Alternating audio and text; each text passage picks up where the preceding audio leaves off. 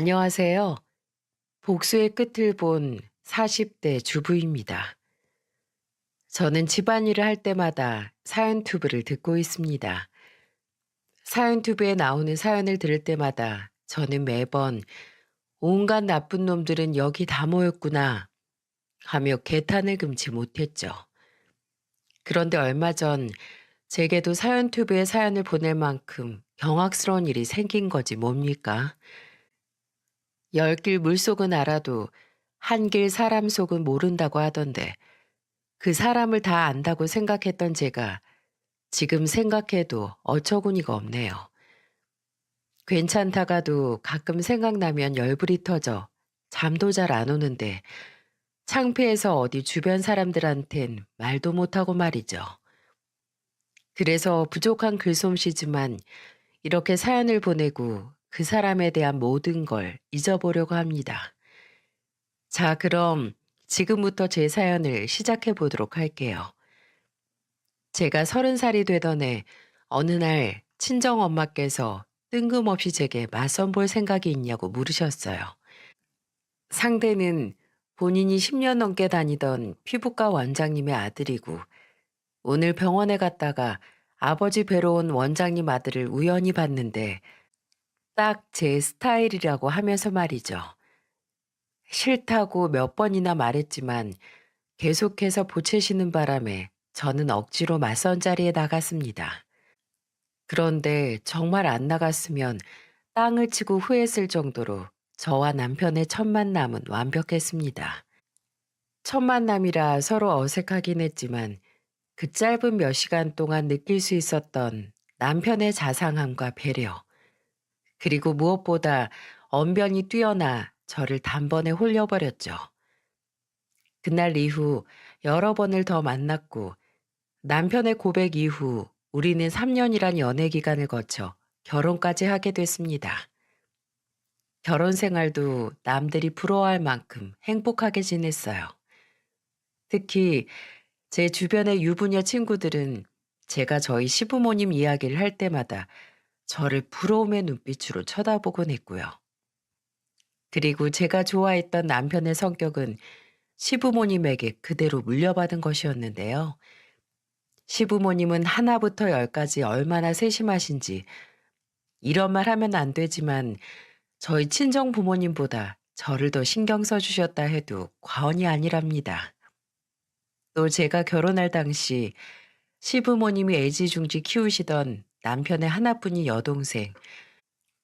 그러니까 시부모님께는 막내딸이 결혼하고 바로 미국으로 이민 가는 바람에 시부모님의 사랑은 제가 독차지한 거나 다름없었죠. 그래서인지 제가 시댁에 놀러라도 가는 날이면 시부모님께서는 귀한 손님은 편히 앉아만 있어라 하시고 허드렛 일은 다 제 남편만 시키셨는데 그런 모습도 시부모님이 제 편이신 것 같아 괜히 기분이 좋았습니다. 시부모님 그리고 자상한 남편 덕에 결혼 생활 내내 마음이 편했던 저는 결혼한 지 1년 만에 첫째 아들을 낳고 3년 뒤에는 둘째 아들을 낳았어요. 시부의 말씀대로라면 남편 집안은 남자가 귀한 집안인데 제가 아들을 연달아 2명이나 낳았으니 시부께서는 세상을 다 가지신 듯 좋아하셨죠. 그리고 하루라도 손자들을 안 보면 눈앞이 아른거린다고 하셨는데 그런 마음을 참고 참으셔서 일주일에 3번 정도는 우리 집에 오셔서 아이들과 함께 놀아주기도 하셨고요. 시부모님이 집에 자주 오면 부담되지 않냐 하실 텐데 아니요. 저는 오히려 시부모님이 집에 오시는 게 너무 좋았습니다. 제 시부모님은 집에 오실 때마다 저한테 용돈도 주시면서 친정 부모님을 뵙고 오거나 친구들이랑 놀고 오라고 해주셨기 때문이죠. 정말 저는 복받은 며느리였습니다. 그리고 가와 만사성이라고 집안이 화목하니 남편의 일도 잘 풀리기 시작했어요. 제가 둘째를 낳았을 때쯤 남편은 서울의 성형외과를 개업했는데 남편이 실력도 좋고 입소문도 났는지 단기간에 병원을 찾는 사람들이 많아졌습니다. 남편이 성형외과를 개업하기 전까지 저는 병원장 며느리일 뿐이었는데 이제는 병원장 아내로 사모님 소리를 듣게 됐죠. 그렇게 시간은 흘러 첫째 아들이 초등학교에 들어가고 둘째 아들이 어린이집에 갈 나이가 되니 저는 드디어 고정적인 자유시간이 생겼습니다. 그간 시부모님께서 자주 들려주시긴 하셨지만 시부모님 시간 되실 때 오신 거여서 제 자유시간은 들쭉날쭉했거든요.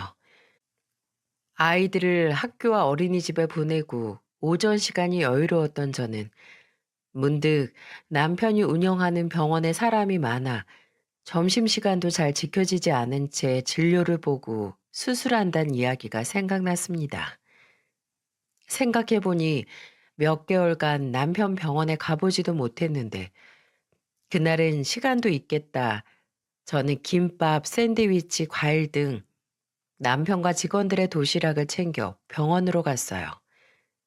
그런데 제가 간 날은 유독 한가했는지 점심시간이 다가오지도 않았는데 병원이 한산하더라고요. 사모님, 안녕하세요. 네, 안녕하세요. 미숙 씨 오랜만이네요. 우리 지난번에 먹었던 그 레스토랑 또 가기로 했는데 아직도 못 갔네요. 미숙 씨 요즘 너무 바쁜 거 아니에요? 바쁘긴요. 제가 요즘 몸이 좀 안 좋아서 사모님께 따로 연락도 못 드렸네요. 그런데 오늘은 원장님 뵈러 오신 거예요? 아, 원장님만 보러 왔다기보다는 남편이 요즘 하도 바빠서 점심도 못 먹으면서 진료 본다길래 도시락 좀 싸와봤어요. 그런데 어디 갔나 봐요? 아, 네. 오늘 세미나 있으셔서요. 오늘은 원장님은 오전 휴진이세요. 그래요? 나한테는 별말 없었는데. 그럼 같이 도시락 먹어요. 넉넉히 챙겨왔으니까 다른 직원분들도 하나씩 챙기고요. 미숙이는 남편이 병원 개업했을 초창기부터 함께한 직원입니다. 남편이 말하기론 일도 잘하고 항상 밝은 인상이어서 그런지 병원을 찾아주시는 분들에게도 칭찬이 자자하다고 하더군요. 또 미숙이는 저랑 단둘이 밖에서 종종 만나는데 밖에서 볼 때는 언니 동생으로 부르곤 했죠. 그리고 실제로 제 동생이랑도 나이가 비슷해서 그런지 더 챙겨주고 싶은 마음이 들곤 했습니다. 그런데 오늘은 이상하게 미숙이 표정이 전처럼 좋지는 않더라고요. 그렇게 미숙이랑 한참 수다를 떨다 보니 점심시간이 지났고 이제 집에 가려고 하니 남편이 허겁지겁 들어오더군요.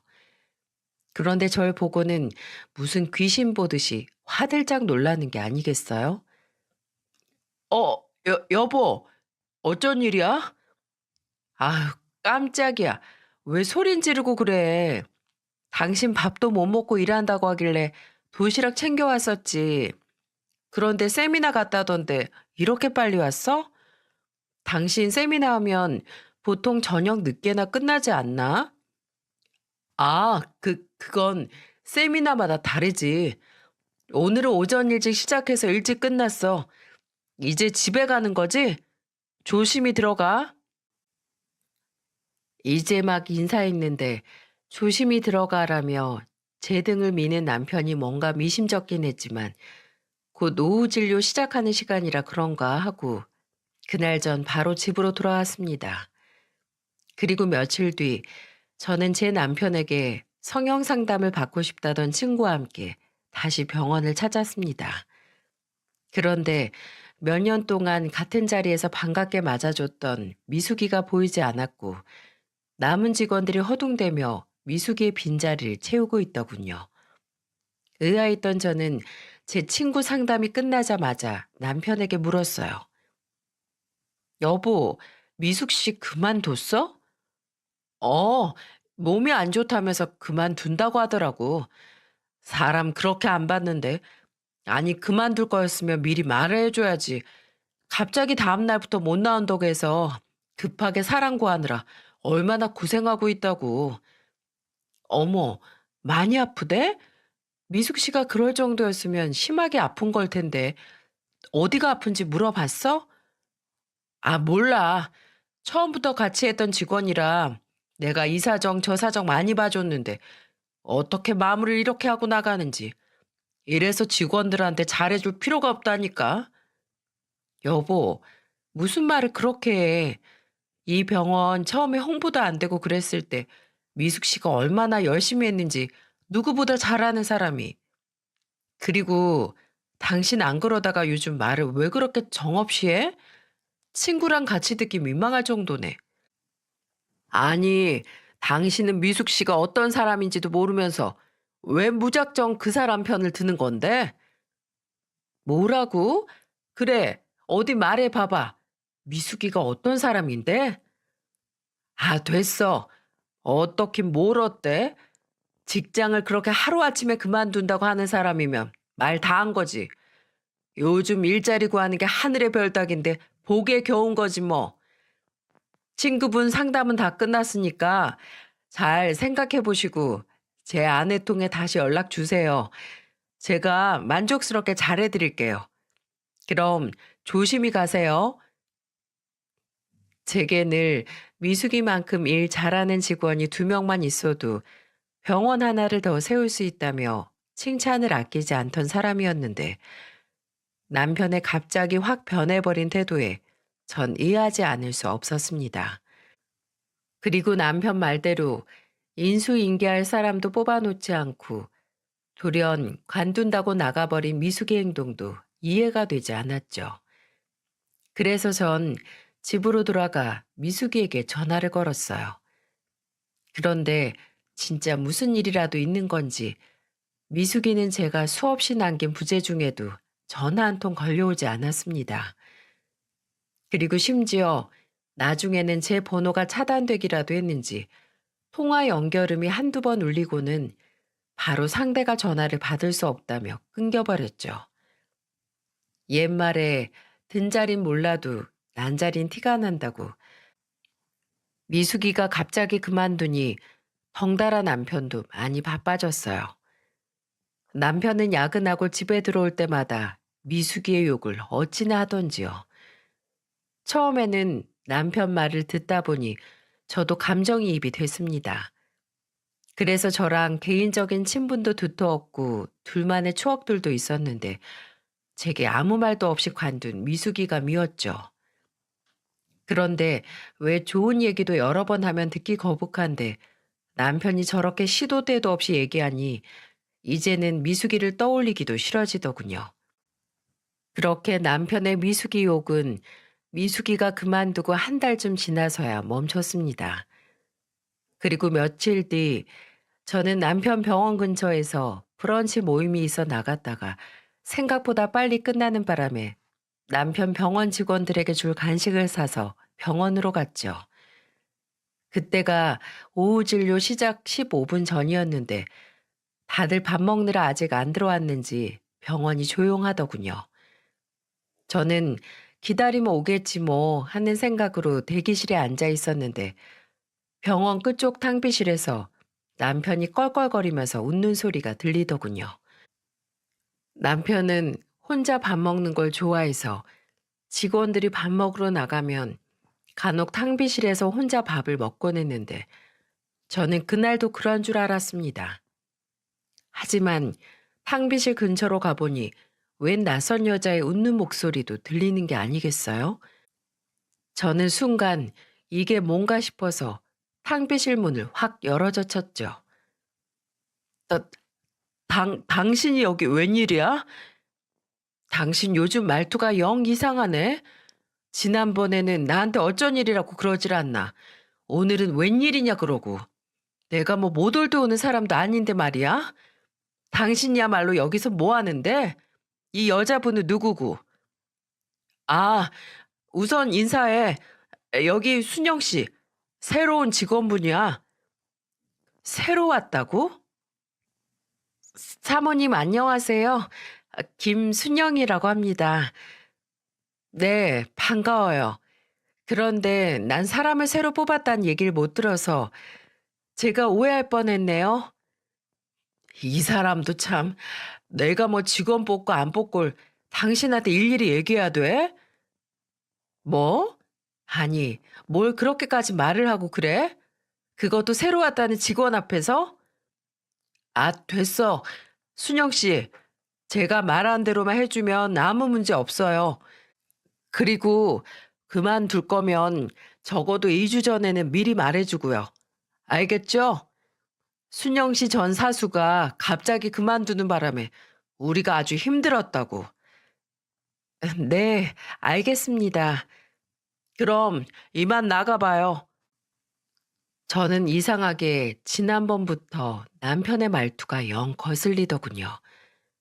제가 처음 남편한테 반했던 건 자상한 말투였는데 시간이 지나면 지날수록 자상의 자자도 없어지는 남편이 점점 꼴보기 싫어졌어요. 그리고 전에는 병원장 사모면 직원들한테도 잘 보여야 한다면서 무슨 기념일이나 행사 때마다 간식 바리바리 싸들고 오게 하더니 이제는 툭 하면 어쩐 일이냐는데 정말 정이 떨어지더군요. 그래서 전 그날 이후 남편 병원에 발길을 끊어버렸죠. 그리고 한 10개월쯤 흘렀을까? 집에서 TV를 보는데 미숙이한테 전화가 왔습니다. 갑자기 병원을 그만두고 저와의 연락도 끊어버린 미숙이가 믿긴 했지만 그간 오래된 정이 있어서 저는 미숙이의 번호를 지우지 못하고 있었거든요. 그리고 저는 결국 전화를 받았죠. 미숙아, 어떻게 된 거야? 왜 그동안 연락이 안 된 거냐고. 남편 말로는 아프다고 했다는데 어디가 아픈 건데? 많이 아파? 언니, 나도 말 좀 하자. 그동안 연락 못해서 미안해. 사정이 좀 있었어. 그런데 내가 아프다고 했다고? 사정? 무슨 사정? 뭐 안 좋은 사정인 거야? 아, 남편이 네가 몸이 안 좋아져서 갑자기 그만뒀다고 하더라. 내가 그 말 듣고 얼마나 놀랐나 몰라. 몸이 어디가 어떻게 안 좋으면 나한테 아무 말도 없이 그렇게 하루아침에 그만뒀나 싶어서. 지금은 괜찮아진 거야? 괜찮아졌지. 아, 언니. 그런데 오랜만에 전화해서 이런 말 하기 그런데 나 돈 좀 빌려줄 수 있어? 한 20만 원만? 돈? 뭐 빌려줄 수야 있는데 20만 원? 그럼 너 지금 20만 원도 없다는 거야? 무슨 일인데? 나 애기 분유랑 기저귀 좀 사야 해서. 뭐? 애기? 누구 애기? 네 애기? 너 애기 낳았어? 어, 이제 한 100일 정도 됐어. 세상에, 축하해, 얘. 남편은 누구야? 그럼 너 결혼하느라 그만둔 거구나? 결혼식에 나 왜 안 불렀어? 아, 결혼식은 가족들끼리 식사하는 걸로 대신했어. 부르지 못해서 미안해. 그런데 남편이 누군지는 말하기 좀 그래. 아기 낳기 한참 전에 헤어졌거든. 그리고 그 사람 사기꾼이었어. 내가 당한 거지 뭐. 뭐? 사기꾼? 세상에. 그래, 더 말하지도 마. 그런 나쁜 놈 얘기 꺼내봤자 뭐해. 화만 더 나지. 계좌번호 불러줘. 그리고 애 키우는데 돈이 얼마나 드는데 고작 20만 원이야. 나도 돈은 남편이 관리해서 큰 돈은 없지만 우선 비상금으로 300만 원 정도 있으니까 그거라도 보내줄게. 고마워. 고마워, 언니. 오랜만에 연락하는 거라 정말 많이 망설였는데 고마워. 나한테 잘 연락했어, 얘. 힘내고 무슨 일 있으면 또 연락하고. 알겠지? 거의 1년 만에 미숙이랑 한 대화는 충격적이었어요. 남편 병원을 그만두기 전까지만 해도 남자친구가 있다는 이야기는 들어본 적이 없는 것 같은데 언제 결혼하고 또 아이까지 낳았는지 그간 미숙이한테 무슨 일이 있었는지 도통 감이 잡히질 않더라고요. 그리고 얼마 후 미숙이에게 또 전화가 왔습니다. 이번에는 우리 집 근처로 오겠다며 만나자고 하더군요. 그래서 전 흔쾌히 수락했고 집 앞 카페에서 미숙이를 기다렸죠. 약속한 시간이 되고 카페 문을 열고 미숙이가 들어오는데 아이를 안고 왔더군요. 미숙이를 보자마자 전 달려가서 와라 끌어안고 아이를 보는데 세상에 아이가 어찌나 예쁘던지요. 우리 아이들 어렸을 때가 생각나 자리에 앉으면서부터는 제가 내내 안고 있었죠. 그런데 미숙이를 오랜만에 봐서 신난 저와 달리 미숙이는 시종일관 침착함을 유지하더군요. 오랜만에 본 미숙이는 아이를 낳았음에도 이전보다 더 야위어 있었고 항상 밝았던 친구였는데 얼굴에 그늘이 가득했어요. 그렇게 미숙이랑 이런저런 얘기를 하고 있었는데 미숙이가 갑자기 뭔가 결심이라도 한 듯 목소리를 깔고 저를 불렀습니다. 그리고 그 뒤로 한 말은 맨정신에 듣기 힘든 말이었죠. 언니, 아니 사모님, 사모님? 아이 갑자기 무슨 사모님이야. 밖에서는 언니라고 부르라. 죄송합니다. 제가 죽을 죄를 지었어요. 사모님한테 이러면 안 되는데 제가 미쳤었나 봐요. 용서해달라고도 말하지 않을게요. 사모님이 어떻게 하시든 저 그냥 그 벌 다 받을게요. 그런데 정말 아무렇지 않게 사모님 옆에 있는 그 사람을 가만둘 수가 없어요. 이게 무슨 말일까요? 미숙이에게 저 말을 들은 후로 저는 한참 동안 아무 말도 하지 못했습니다. 1년 만에 나타나서 갑자기 죽을 죄를 지었다며 무슨 벌이든 받겠다는데 이게 대체 무슨 상황이지? 하고 고개를 떨구는데 갑자기 저한테 안겨있던 미숙이 아이가 보이는 게 아니겠어요? 여자의 촉은 무섭다던데 너, 너, 너 혹시?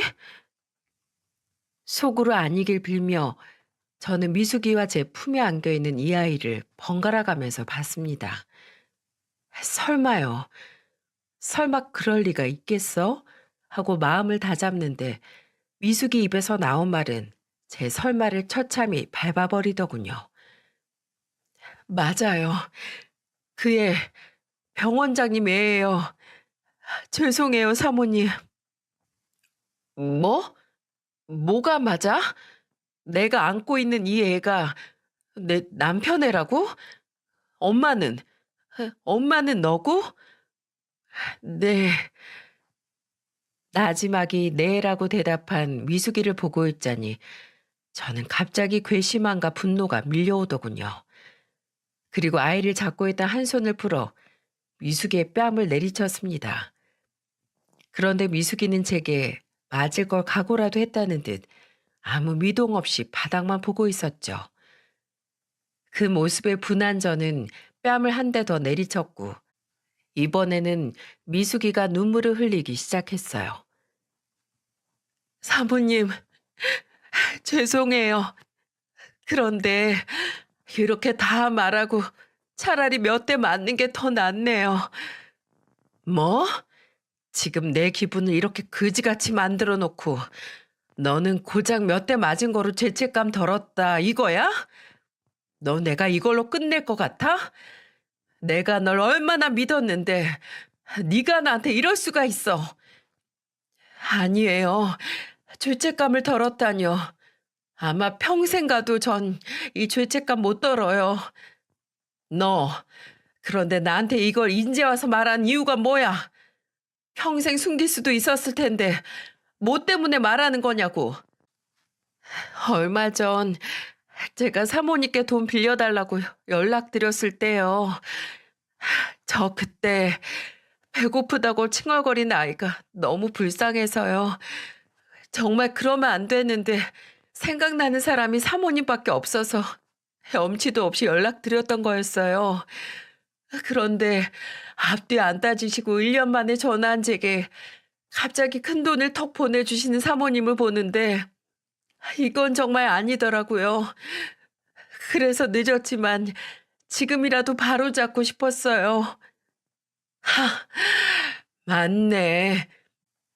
나는 네가 내 남편이랑 불륜 저지른 것도 모르고 너한테 몇백만 원이나 턱 보내줬네. 진짜 머저린 나였어. 나 원참. 사모님, 그러지 마세요. 다 제 잘못인걸요. 그런데 너는 뭘 바로잡고 싶다는 거야? 나한테 뭐 남편이라도 내놓으라고 하겠다는 거야? 살면서 이런 배신감을 느꼈던 건 처음이었습니다. 미숙이는 남편의 병원 직원이기도 했지만 제게는 진짜 친동생이나 다름없었어요. 그래서 1년 만에 돈 빌려달라고 온 연락에도 기꺼이 보내줬는데 이런 제 진심도 모르고 제 뒤에서 남편이랑 불륜이나 저지르고 있었을 생각을 하니 피가 거꾸로 솟는 기분이었죠. 그런데 지금까지 미숙이가 제게 했던 말들은 뒤에 이어질 말에 비하면 세 발의 피였습니다. 아니요. 남편을 내놓으라뇨. 솔직히 말하면 사모님 남편 조도 안 가질 사람이에요. 뭐? 조도 안 가질 놈이랑 불륜은 왜 저지르는데? 너 지금 나랑 장난하니? 저도 피해자니까요. 그래서 바로잡고 싶은 거예요. 사모님, 제가 비밀 하나 알려드릴까요? 정말 미숙이의 말이며 행동 하나하나가 절 얼마나 돌게 만들던지 이번에는 갑자기 제게 얼굴을 쭉 내밀며 비밀을 알려주겠다는데 마치 절 시험하는 것 같더군요.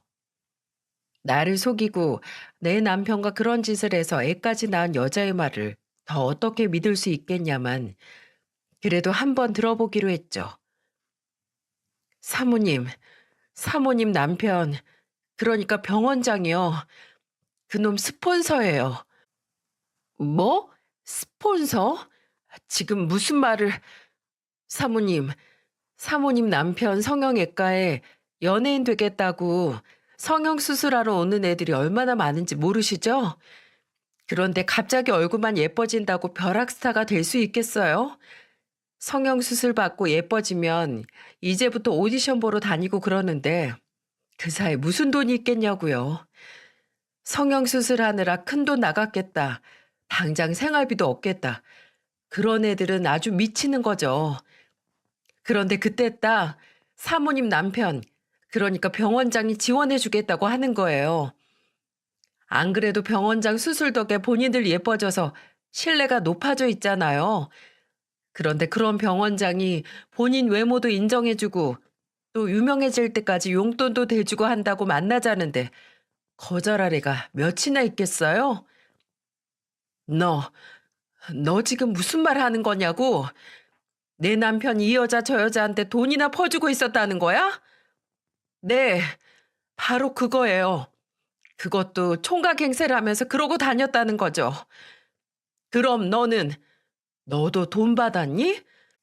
그래 놓고 네가 무슨 피해자라는 건데? 아니요, 사모님. 전 하늘에 맹세코 돈 안 받았어요. 제가 피해자라는 건 병원장이 사모님이랑 이혼했다고 했었거든요. 미숙이의 마지막 말에 저는 뒤통수를 한 대 얻어맞은 것 같더군요. 이혼이라뇨? 이게 무슨 말 같지도 않은 소리인가 싶었어요. 그때 제 표정을 읽은 미숙이는 그간 있었던 일을 제게 하나하나 꼼꼼하게 알려줬죠. 어느 날부터 병원장이 제게 추파를 막 보냈어요. 다른 직원들이 있는데도 제게 슬쩍슬쩍 스킨십을 하고 또 일 끝나고 한잔하는 게 어떻겠냐면서 계속 연락을 해오더라고요. 몇 번은 그냥 무시했는데 같이 일하면서 매일같이 무시하는 게 쉽지는 않더라고요. 그래서 만나서 제대로 말해야겠다 싶어서 하루는 만났어요. 그런데 역시나 제게 그동안 계속 마음이 품고 있었다면서 자기랑 만나보는 게 어떻겠냐고 하더라고요. 저는 그때 정말 병원장이 정신병이라도 걸린 줄 알았어요. 사모님이 뻔히 있는데 이게 무슨 개소린가 싶었죠. 그런데 병원장이 나지막이 "나 이혼했어." 라고 하더라고요. 저는 너무 놀라서 "언니랑 이혼했다고요? 왜요?" 라고 물었더니 "글쎄 아내한테 다른 남자가 생겼어."라고 하는 게 아니겠어요? "뭐? 나한테 다른 남자가 생겼다고 했다고?" 네. 저는 사모님을 믿었지만 그 늦은 시간에 사모님한테 전화해서 묻기도 그랬고 또 어쨌든 부부 사이 일이니까 제가 따지고 들기도 뭐했죠. 아무튼 그러면서 온갖 피해자 흉내를 해대면서 제게 계속 매달리더라고요. 저도 처음엔 사모님 생각도 나고 해서 거절했는데 이게 또 몇 년간 봐오던 사람이 그러니까 안쓰럽기도 했고요. 그래서 한 번, 두 번 만나서 위로해 준다는 게 이렇게 돼 버렸어요. 저는 정말 병원장이 거짓말하는 거라고 생각도 못 했어요. 그때 언니가 병원에 몇 달 동안 안 나오셨을 때여서 정말 죄송해요. 저를 불륜녀로 모함한 것도 모자라서 피해자 흉내를 해대며 미숙이를 꼬셨다는 말을 들으니까 참 기가 찰 노릇이더라고요. 미숙이의 말을 다 믿기도 뭐했지만 제게 갑자기 차가워진 남편의 말투나 행동을 보면 의심해 볼 말이긴 했으니까요. 그런데 갑자기 뱃속에 애까지 있으면서 병원을 그만둔 이유가 궁금해지더라고요. 그런데 병원은 왜 그만둔 거야? 네 말대로라면 내가 이혼한 줄 알았고 그래서 둘이 합의하에 연애하다가 애 가진 건데 네가 병원을 나갈 이유가 없었잖아. 병원장이 애까지 원했던 건 아니었으니까요. 제가 애기 가졌다고 말하니까 사람이 갑자기 변하더라고요. 심지어 뱃속의 아이가 본인 아이가 맞냐고 따지면서요. 싱글 이웃남을 만날 정도면 이미 이 남자 저 남자 다 만나고 다녔던 거 아니냐면서요. 그러더니 수술비에 위자료식으로 1,000만 원 줄 테니까 이젠 수술 받으란 얘기도 하더라고요. 그런데 저는 절대 그럴 수 없다고 했더니 그 뒤로 저를 아예 없는 사람 취급했어요. 그리고 그러고 있을 찰나에 사모님이 병원에 오셨고요. 왜, 저 그만두기 전에 마지막으로 뵌 날이요. 저는 그때 알았어요. 병원장이 이혼한 게 아니라는 걸요. 뭐? 그럼 내가 이혼한 게 아니어서 홧김에 나간 거야? 죄송해요, 사모님. 실은 이혼 안 한 거 알고 나서는 제가 병원장한테 하루라도 빨리 이혼하고 오라고 성화를 부렸어요. 그 당시 저는 제 애기 말고는 아무 생각도 없었거든요. 그런데 그 병원장이란 놈은 본인이 머리에 총 맞았냐면서 자기가 이혼을 왜 하냐고 화를 내는 거 있죠? 그러더니 저한테 너 말고 내가 챙겨야 할 여자가 몇이나 더 있는 줄 알아? 그때마다 이혼해서 위자료 주면 나한테 남는 건 뭔데? 시끄럽고 당장 가서 그 애 지워. 라고 하더라고요. 저도 그때 병원장 그놈 입으로 알았어요.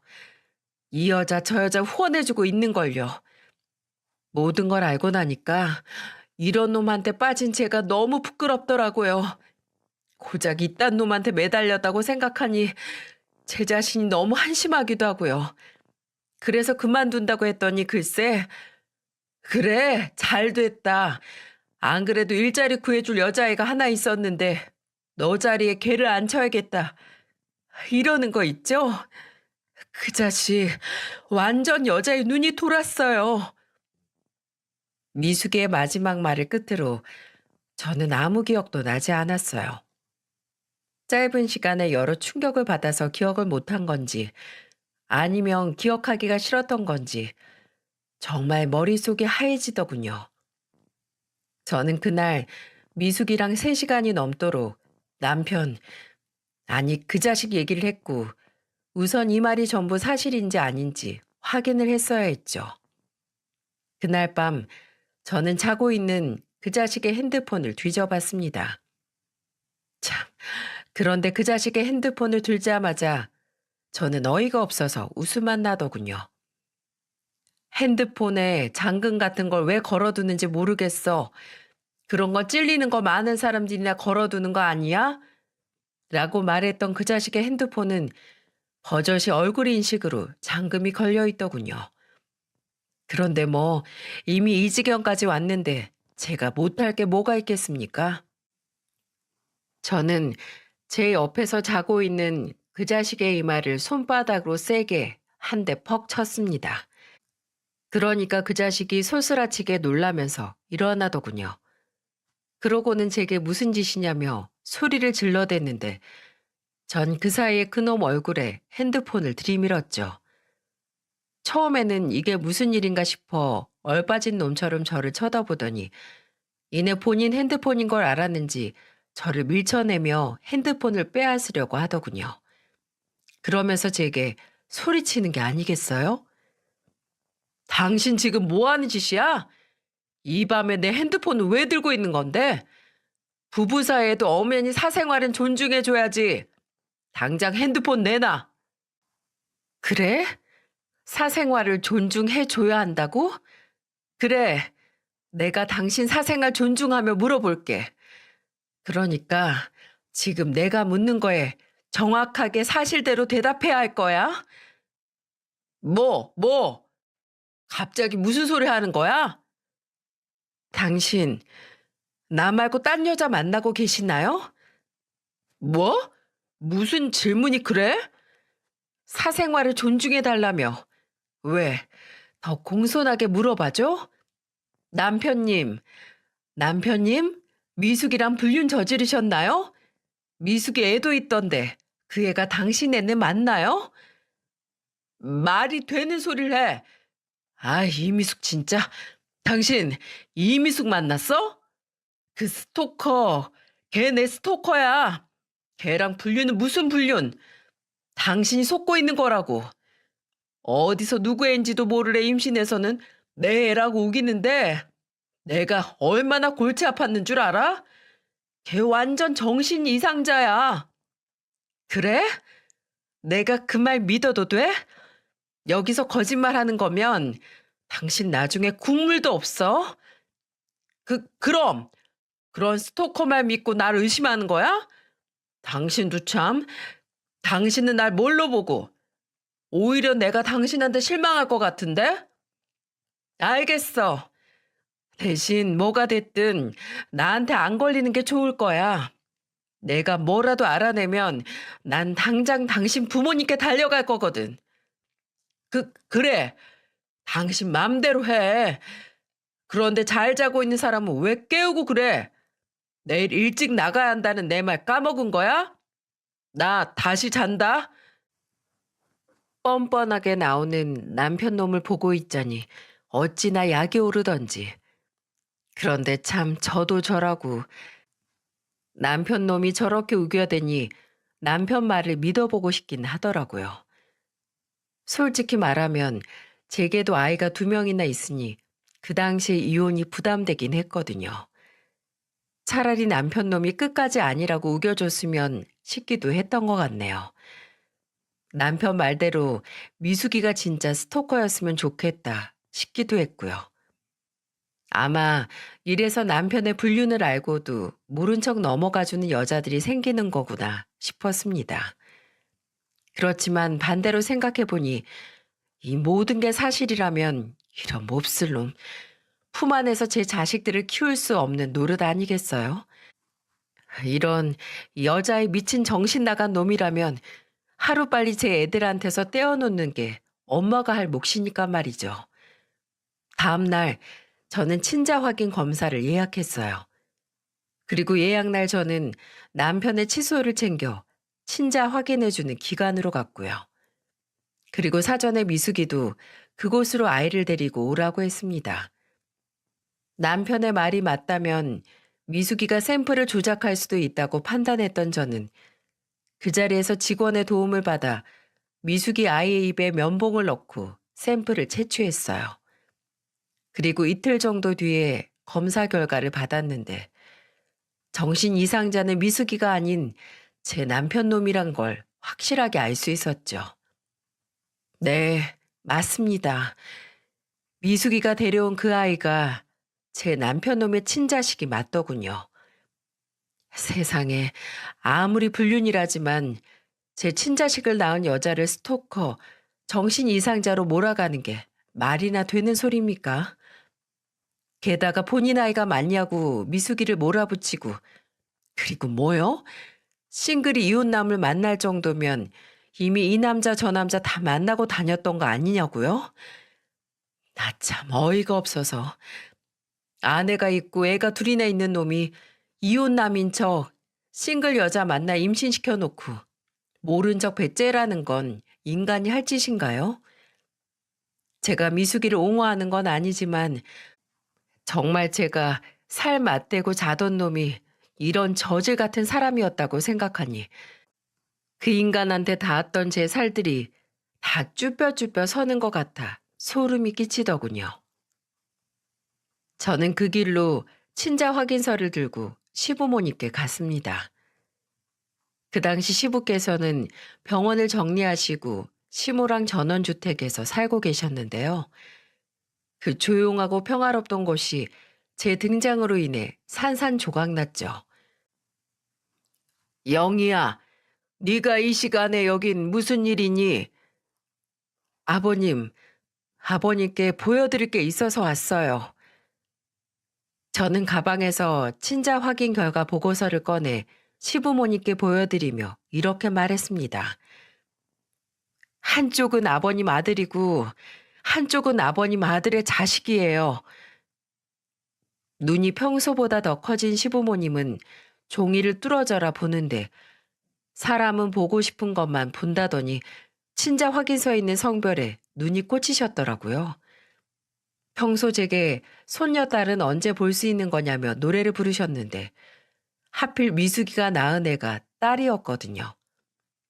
본인 아들이 파렴치한 사람이라는 걸 알 리 없던 시부모님은 제게 이러더군요. 세상에, 드디어 딸을 낳은 거니? 아니, 그런데 언제? 나는 너 배부른 걸. 맞죠? 저 배부른 거 보신 적이 없으시겠죠? 제가 딸을 낳은 건 더더욱 보신 적이 없을 테고요. 그럼 이 아이는 뭘까요? 아버님, 어머님? 제 물음에 아무 대답 못하는 시부모님을 보고 있자니 내가 괜한 일을 한 건가 싶었는데 뒤에서 시부모님네 현관문을 열고 허겁지겁 뛰어들어오는 남편놈을 보자니 다시 혈압이 오르더군요. 당신 여기서 뭐 하는 거야?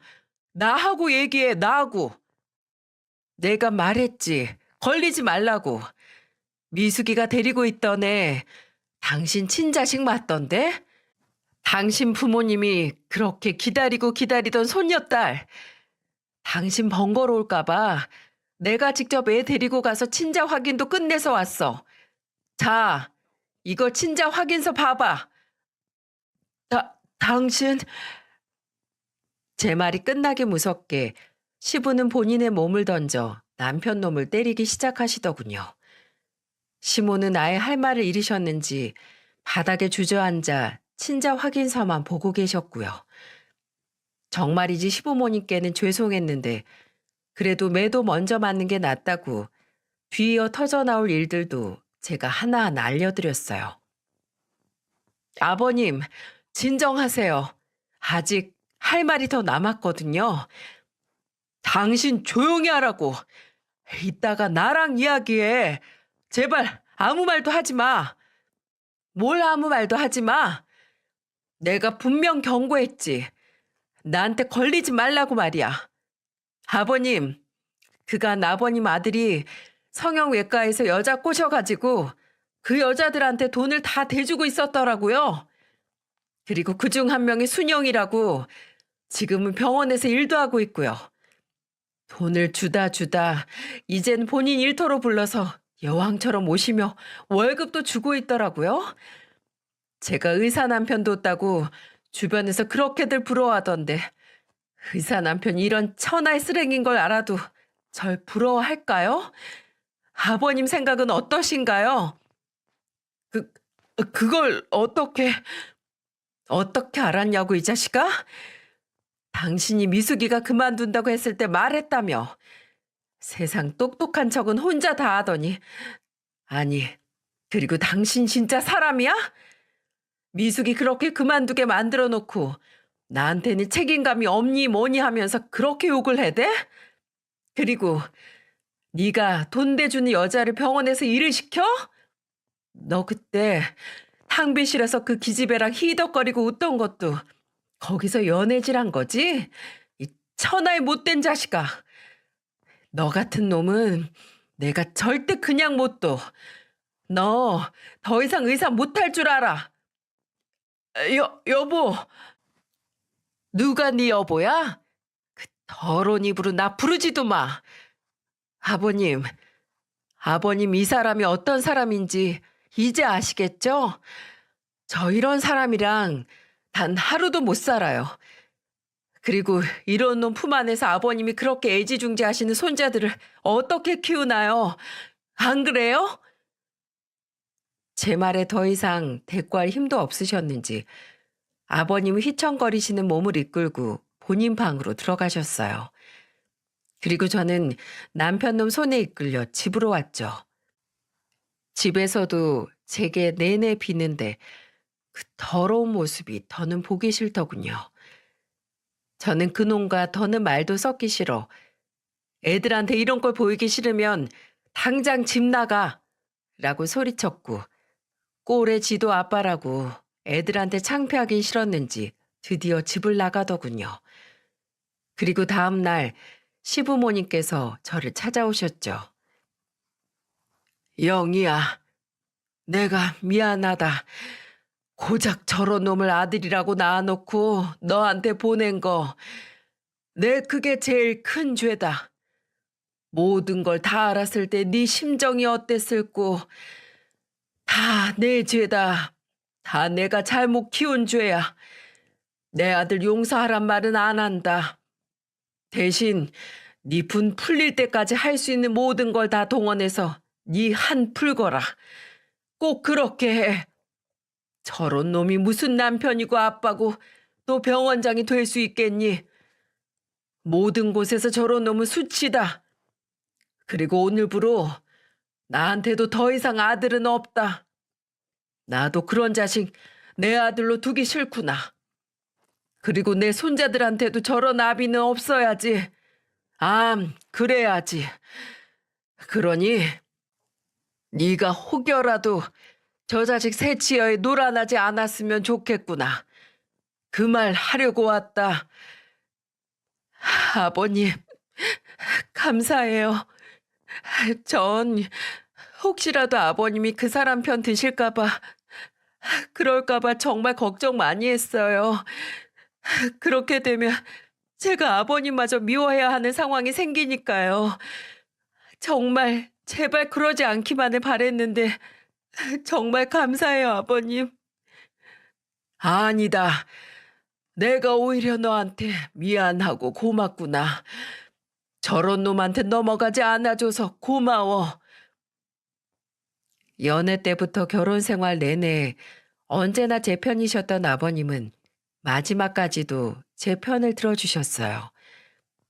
시부모님께 이 모든 일을 털어내놓기 전까지 친정 부모님께 말씀도 못 드리고 저 혼자 길고 긴 외로운 시간이었어요.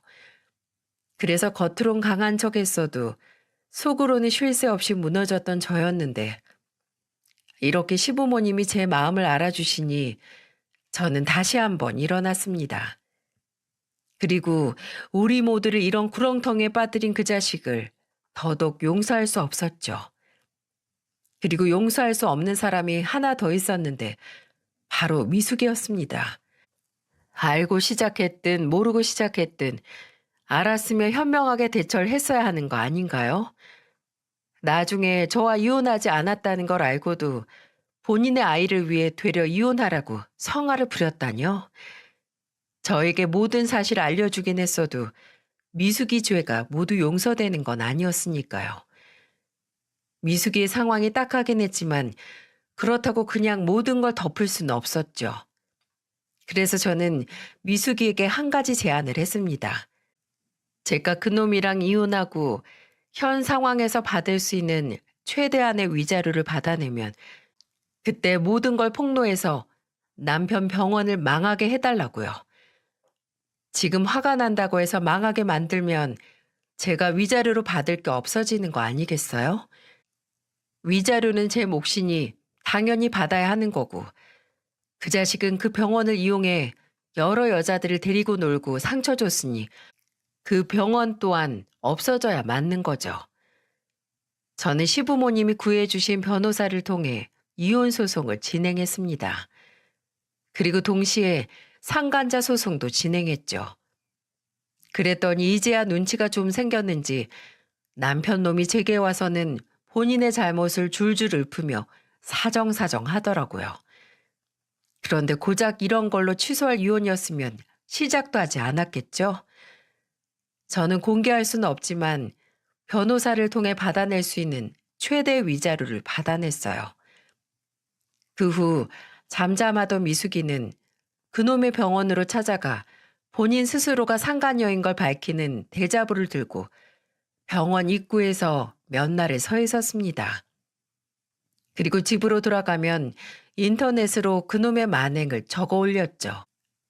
인터넷의 힘은 무섭다고 미숙이가 적은 글은 순식간에 지역 카페로 퍼져나가면서 얼마 안 가 남편 놈의 병원은 결국 문을 닫았습니다. 그놈은 그렇게 아내 잃고 자식 잃고 직장까지 다 잃었죠. 그리고 어디 그뿐이게요? 이제 본인한테 아들은 없다고 말씀하셨던 시부모님은 실제로도 그놈을 받아주지 않으셨으니 그 자식은 본인의 죄로 인해 부모까지 잃게 됐습니다. 아, 물론 시부모님께 제 아이들을 보는 건 허락해드렸어요. 그놈은 밉지만 그놈과 이혼 소송을 진행하는 동안 시부모님께서는 항상 제 편에서 모든 일을 알아봐주고 진행해 주셨거든요. 그리고 무엇보다 시부모님께서 제 아이들을 사랑하는 마음은 진심인 게 보이고도 넘치셔서 모른 척 할 수 없겠더라고요. 그리고 저는 더 이상 그놈에 대해 생각하지 않기로 했습니다. 잊어버리는 것보다 더한 복수는 없다라는 말이 있는데 저는 이 명언에 100% 공감하거든요. 복수 중에 최고 복수는 제가 잘 먹고 잘 사는 거라잖아요. 저는 제가 계획했던 모든 것들을 끝낸 지금부터는 제 머릿속에서 그 자식을 아예 잊기로 마음먹었어요. 그리고 이 사연을 끝으로 저는 그 지옥 같은 일들을 다시는 떠올리지 않을 거고요. 솔직히 사연투브에 이렇게 사연을 올리게 된 이유 중 하나도 제가 겪었던 일들을 한 번에 정리한 뒤 그걸 모조리 잊어버리기 위함이었거든요. 마지막 총정리라고나 할까요? 앞으로 저 혼자서 사내 아이 둘을 키워야 하는 막대한 임무는 있지만 저희 친정 부모님과 시부모님이 계신다면 저는 충분히 잘 할 수 있을 것 같은데 여러분 생각도 그러시죠? 이렇게 길었던 제 사연을 끝까지 들어주셔서 감사하고요. 마지막으로 제게 희망과 용기 되는 응원을 해주신다면 제가 힘들 때마다 와서 힘을 얻어갈 수 있을 것 같은데 짧게나마 응원글 한마디 꼭 부탁드리겠습니다. 진심으로 여러분께 감사합니다.